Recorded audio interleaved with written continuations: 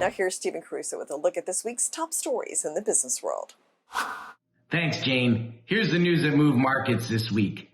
Inflation ran hot and the markets ran wild. Stocks dropped over 500 points on Thursday morning, falling to their lowest level since 2020 after inflation came in hotter than expected.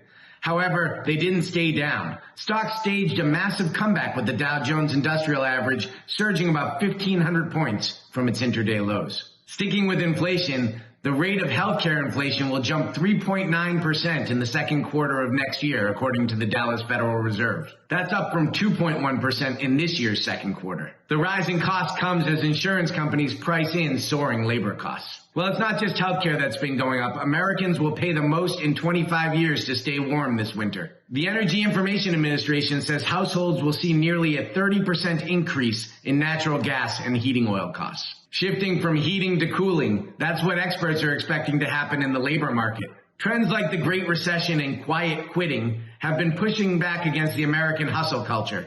But now, some labor experts are warning that employers are about to take the upper hand. That means employees who have been putting in the bare minimum at work could be the first to get layoff notices as the economy looks increasingly headed towards a recession. Well, speaking of losing your gig, the Labor Department released a proposal Tuesday that would make it possible for gig workers to be reclassified as employees rather than contractors. The proposed rule change sends stocks of gig companies down. Companies like DoorDash, Lyft, and Uber have argued that flexible schedules are attractive to workers.